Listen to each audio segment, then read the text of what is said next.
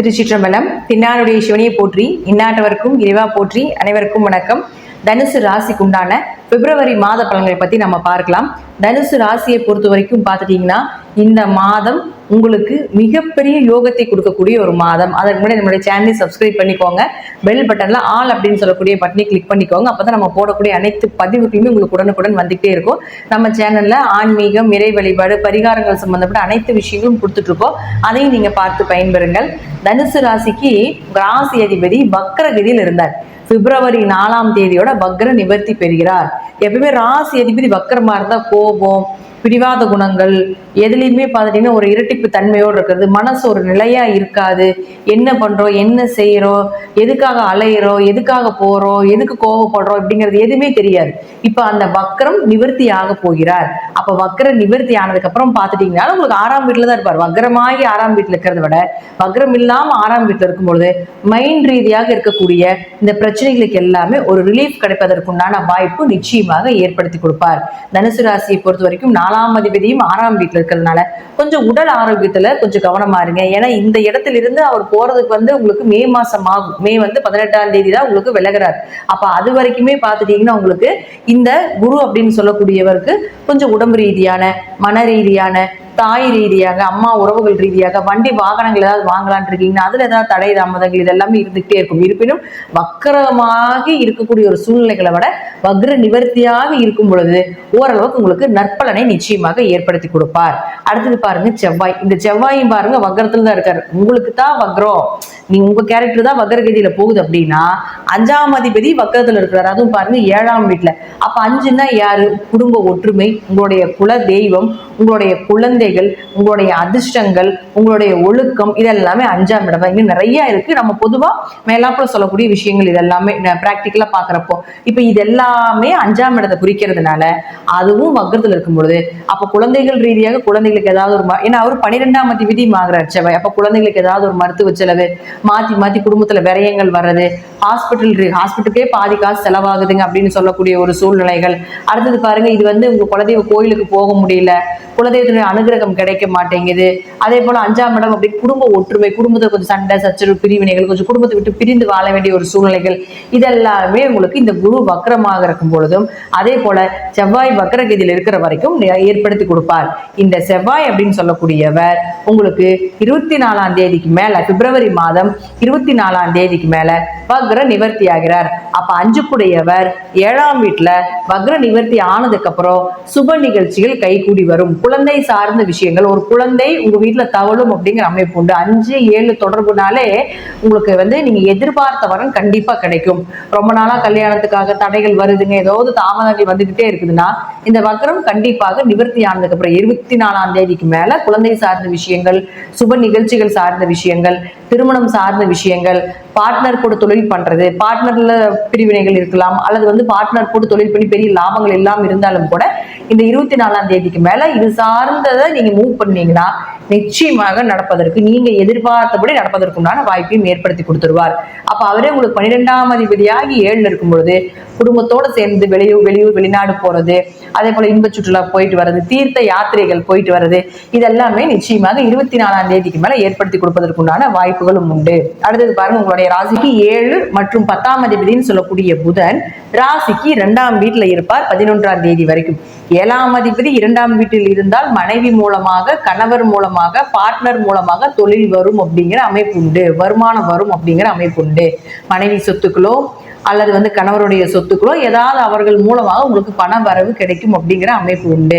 அதே போல குடும்பத்தை நல்ல குடும்பமா அமைச்சு கொடுப்பார் அப்படிங்கிற அமைப்பையும் ஏற்படுத்தி கொடுக்கும். 11ஆம் தேதிக்கு மேல 3ஆம் வீட்டுக்கு போறார். அப்போ 11ஆம் தேதிக்கு மேல 3ஆம் வீட்டுக்கு போய் சனியோட தொடர்பு கொள்கிறார். சனி புதன் சேர்க்கை வருமானத்தை கூட்டக்கூடிய ஒரு ஜாதக அமைப்பு.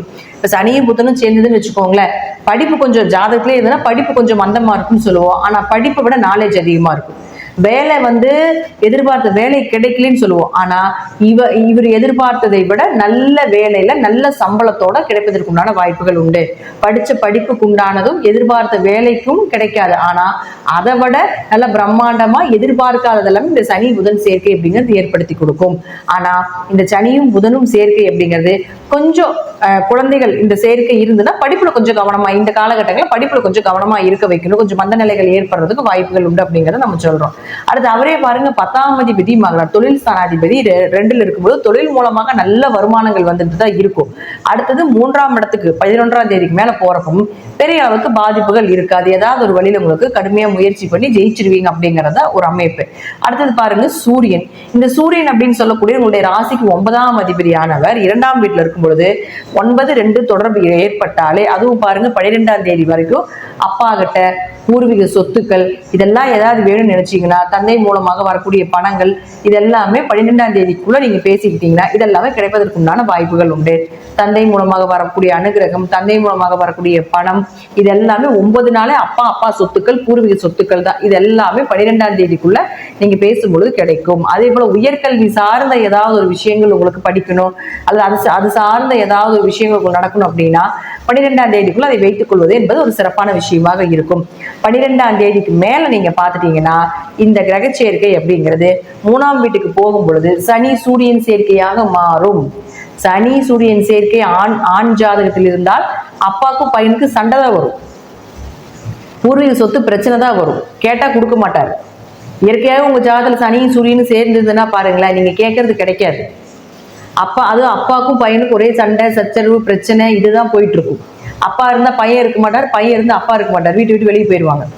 இவங்களுக்குள்ள பேசினாலே சண்டை வந்துடும், சும்மா சம்மந்தமே இல்லாம சண்டை வரும். அல்லது அவங்க கம்முன்னு இருந்தாலும் வேற ஏதாவது ஒரு வழியில சண்டை வந்துடும். இது சனி சூரியன் ஆண் ஜாதகம். இதே பெண் ஜாதகமா இருந்தா அப்பா சொத்தே பெண்ணுக்கு எழுதி கொடுத்துருவாரு.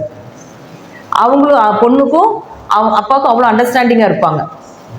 அவங்க செய்யறது எல்லாமே பார்த்துட்டீங்கன்னா 2 பேரும் ரொம்ப எல்லா விஷயங்களும் கலந்து இவங்க 2 பேருக்கு அப்புறம் தான் எல்லாருமே அப்படிங்கிற மாதிரி இந்த சனி சூரியன் சேர்க்கை பெண் ஜாதத்துல ஏற்படுத்தி கொடுத்துரும். அந்த அளவுக்கு இது பாசத்தை பெண் ஜாதத்துக்கு கொடுக்கக்கூடிய அமைப்பு. ஆனா ஆண் ஜாதத்துக்கு நேர் அப்படியே ஆப்போசிட். ஆனா ஆணுக்கு சமுதாயத்தில் வெற்றிகளை கொடுத்துரும்.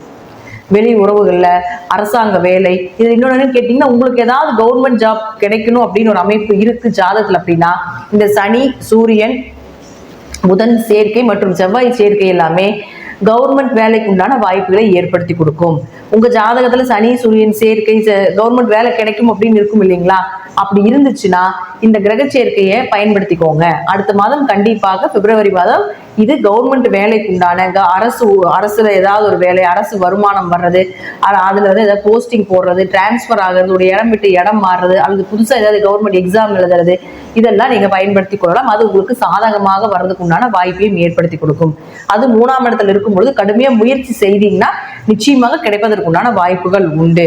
பொதுவாக இந்த சனி சூரியன் சேர்க்கை அப்படிங்கிறது அப்பா மூலமாக ஏதாவது வேணும்னா 12ஆம் தேதி கூட கேட்டுக்கணும். அதுக்கு மேல கேட்டீங்கன்னா அது 1 மாசத்துக்கு முன்னாடி கிடைக்கவே கிடைக்காது. அடுத்தது சுக்கிரன். இந்த சுக்கிரன் அப்படின்னு பாருங்க உங்க ராசிக்கு 6 மற்றும் 11ஆம் அதிபதி உச்சமாகிறார். அப்போ சுக்கிரனுடைய வீட்டில் குருவும் குருவினுடைய வீட்டில் சுக்கிரன் அப்படிங்கிறது மிகப்பெரிய ராஜயோகத்தை கொடுக்கக்கூடிய ஒரு அமைப்பு. உங்களுக்கு 6-4 தொடர்பு ஏற்படுது அப்படின்னாலே வேலை வாய்ப்புகள் நிச்சயமா உண்டு. நீங்க எதிர்பார்த்த வேலைகள், நீங்க ஒரு இடம் இப்போ ஒரு வேலைக்கு போயிட்டு இருக்கீங்கன்னு வச்சுக்கோங்களேன், வேற இடத்துக்கு மாத்தலான் இருக்கோம், அதே கம்பெனி வேணும் அப்படின்னு நினைச்சீங்கனாலும் மூவ் பண்ணலாம். அல்லது இந்த கம்பெனி விட்டு வேற கம்பெனிக்கு போலான் இருக்கீங்க அப்படின்னாலும் கண்டிப்பாக மூவ் பண்ணும்போது நிச்சயமாக உண்டு. 6ஆம் அதிபதியும் 4ஆம் அதிபதியும் தொடர்பு இருந்ததுன்னா ஜாதகத்துல நம்ம என்ன சொல்லுவோம்னா, கடன் வாங்கி வீடு கட்டுவாங்க, ஹவுசிங் லோன் போடுவாங்க, அதே போல நிலம் சொத்துக்கள் வண்டி வாகனங்கள் இது எல்லாமே லோன் போட்டு வாங்குவாங்க அப்படிங்கிற அமைப்பு உண்டு. இப்ப அது எல்லாமே இந்த மாசம் நடப்பதற்கு உண்டான வாய்ப்புகளும் உண்டு. அப்ப அங்க குரு அங்க இருக்கிறதுனால லோன் போட்டு கூட நகை வாங்குவாங்க, நகைச்சீட்டு போடுறது இதெல்லாமே இந்த மாதம் இந்த தனுசு ராசிக்கு நடப்பதற்குண்டான வாய்ப்புகள் உண்டு.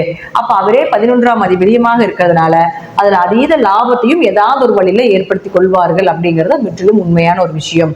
இது இவ்வளவு பிளஸ் இருந்தாலும் இந்த சுக்கிரன் ராகு சேர்க்கை உங்க ஜாதகத்துல இருக்கான்னு பாருங்க. தை அமாவாசையிலிருந்து கிரக சேர்க்கை தொடக்கமாகுது. அப்போ இந்த சுக்கிரனும் ராகுவும் ஒரு கிரகம் சேர்ந்து உங்க ஜாதகத்தில் இருந்தால் மகாலட்சுமி கடாட்சம், மகாலட்சுமி யோகம், விபரீத ராஜயோகங்கள் ஏதாவது ஒரு வழியில பண வரவு வந்துகிட்டே இருக்கும். ஷேர் மார்க்கெட், பிட்காயின், சீட்டு, நகைச்சீட்டு ஏதாவது ஒரு நடத்தி அவங்க பெரிய லெவல் இருப்பாங்க அப்படிங்கிறதா அல்லது அதுல ஏதாவது ஒரு வருமானம் வந்து கொண்டே இருக்கும் அப்படிங்கிற அமைப்பு இருக்கும். அதே போல இந்த சுக்கிரன் ராகுங்கிறது உச்சகட்ட பெண் சாபத்தை கொடுக்கக்கூடிய ஒரு சேர்க்கை. இந்த பெண் சாபம் அப்படிங்கிறது பாத்துட்டீங்கன்னா ஏன் இதை சொல்றேன்னா, உங்க ஜாதகத்துல இந்த சுக்கிரன் ராகு சேர்க்கை இருந்து சுக்கிர திசையோ ராகு திசையோ, சுக்கிரன்ல ராகு புத்தியோ ராகுல சுக்கிர புத்தியோ, அல்லது சுக்கிரன் இருக்கிற வீட்டுக்கு 1, 5, 9 ராகு இருந்தாலோ, அல்லது சுக்கிரன் சாரத்தில் ராகு இருந்தாலும் ராகு சாரத்துல சுக்கிரன் இருந்தாலும் அம்சக்கட்டத்துல இந்த அமைப்பு இருந்தாலோ இது சுக்கிரன் ராகு சேர்க்கை 7ஆம் இடத்துக்கு தொடர்புகள் ஏற்படும். இப்படி இருந்தால் தேவையில்லாம ஆண்களாக இருந்தால் பெண்களிடமும், பெண்களாக இருந்தால் ஆண்களிடமும் ஒரு கெட்ட பெயரோ ஒரு அவமானமோ ஏற்படுத்தி கொடுக்கும். இளம் வயதில் இருக்கக்கூடிய இந்த கிரக சூழ்நிலைகள், இந்த தசாபுத்திகள் ஏதாவது நடந்துட்டு இருக்குது அப்படின்னா இளம் வயதில் இருக்கக்கூடிய பெண்களையும் இளம் வயதில் இருக்கக்கூடிய ஆண்களையும் கொஞ்சம் கவனமா பார்த்துக்கோங்க, பசங்களையும் கொஞ்சம் கவனமா பார்த்துக்கோங்க பேரண்ட்ஸ் பார்த்துட்டு இருந்தீங்கன்னா. ஏன்னா சுக்கிரன்கிறது உங்களுக்கு ஆசைக்காரகன், போகக்காரகன். ராகு அங்க ஜாயின் பண்ணும்போது அது 4ஆம் இடமாக இருக்கிறதுனால 4ஆம் இடம் சுகஸ்தானம், தன்னுடைய சுகத்துக்காக எதை வேணா இழப்பாங்க அப்படிங்கிறது தான் இந்த ராகு சுக்கிரன் சேர்க்கை. இது ஏன் வருது அப்படின்னா, இது பெண் சாபத்தினுடைய உச்சம். உங்க குடும்பத்துல ஏதோ ஒரு பெண்களை ஏமாத்தி பெண்களுடைய சொத்தையோ ஏதோ ஒரு அபகரிச்சு அல்லது பெண்ணை ஏமாத்தி ஏதாவது ஒரு பெண் சாபம் விட்டுருந்தா தான் இந்த சுக்கிரன் ராகு சேர்க்கை அப்படிங்கிறது ஜாதகத்தில் இருக்கும். அப்போ இது என்ன மாதிரி கொடுக்கும் அப்படின்னா, உங்க குடும்பத்துல இருக்கக்கூடிய பெண்களுடைய நிலைகள் நல்லா இருக்காது. பெண்கள் நல்லா இருக்க மாட்டாங்க. கட்டிட்டு வந்த பெண்களும் நல்லா இருக்க மாட்டாங்க, கட்டிட்டு போற பெண்களும் நல்லா இருக்க மாட்டாங்க. அதே போல பாருங்க, காசு பணத்துக்கு குறைவில்லாம இருக்கும், ஆனா அந்த காசு பணத்தை அனுபவிக்க கூடாது, நிம்மதி இருக்காது. ஒரு நிமிஷம் கூட அந்த குடும்பத்தில் இருக்கக்கூடிய அந்த வம்சத்துல, இது உங்க குடும்பத்துக்கு மட்டும் எடுத்துக்கூடாது, இது பரம்பரை தோஷம் வம்ச தோஷமா வரும். அப்போ உங்களுடைய வம்சம், உங்க பரம்பரை, இதுல எல்லாமே பாத்துட்டீங்கன்னா பெண்களுடைய நிலைகள் நல்லா இருக்காது. பங்காளி உறவுகள் எல்லாம் பாத்துட்டீங்கன்னா பெண்கள் சிறு வயதில் விட ஆயிடுவாங்க, அல்லது கணவர் விட்டு வாழ வேண்டிய ஒரு சூழ்நிலைகள் இருக்கும், கணவர் இருக்க மாட்டாரு. ஏதாவது ஒரு வழியில பெண்கள் ஒரு தலைக்குடிவோ, பெண்கள் ஒரு மன பாதிப்புகளோ ஏற்படுத்தி கொடுத்தே தீரும் இந்த பெண் சாபத்தினுடைய உச்சமாக இருக்கக்கூடிய சுக்கிரன் ராகு சேர்க்கை. அப்போ இது ஏன் சொல்லணும்னா, இப்ப இது உச்சமாகி ராகுவோட சேரும்போது இந்த மாசம் வேலை செய்யாது உங்க ஜாதகத்துல. அப்போ கொஞ்சம் கவனமா இருந்துக்கணும். அப்ப அதற்குண்டான வழிபாடுகளாக நீங்க கரெக்டா செஞ்சுட்டு தசாபுத்திக்கு தகுந்த வழிபாடுகளை கொஞ்சம் அதிகப்படுத்தும் பொழுது நிச்சயமாக இந்த பெண் சாபத்துக்கு உண்டான இது போல இருந்தால் கொஞ்சம் கவனமாக இருங்க. அந்த பெண் சாபத்துக்கு உண்டான தெய்வ வழிபாடுகள் செய்யும் பொழுது கொஞ்சம் ரிலீஃப் ஆகிறதுக்கு உண்டான வாய்ப்புகளும் உண்டு அப்படிங்கிறத நான் சொல்லிக்கிறேன். இருப்பினும் லாபத்துக்கும் பண வரவுக்கும் தனுசு ராசிக்கு இந்த மாதம் குறைவு இருக்காது. ஏதாவது ஒரு வழியில மனம் ரீதியாக உடல் ரீதியாக இருந்து வந்த வலிகளும் வேதனைகளும் குறைவதற்குண்டான வாய்ப்பு உண்டு அப்படிங்கிறத நம்ம எடுத்துக்கலாம். கவர்மெண்ட் ஜாப் இருந்தா கண்டிப்பா உங்க ஜாதகத்தில் இருக்கிறத ட்ரை பண்ணுங்க, இந்த மாசம் கிடைப்பதற்குண்டான வாய்ப்பு உண்டு அப்படிங்கிறதையும் தெரிவிச்சுக்கிறேன். நன்றி. மீண்டும் ஒரு நல்ல பதிவுல சந்திக்கலாம். திருச்சிற்றம்பலம், தில்லையம்பலம், ஸ்ரீ நரசிம்ம திருடிகளே சரணம்.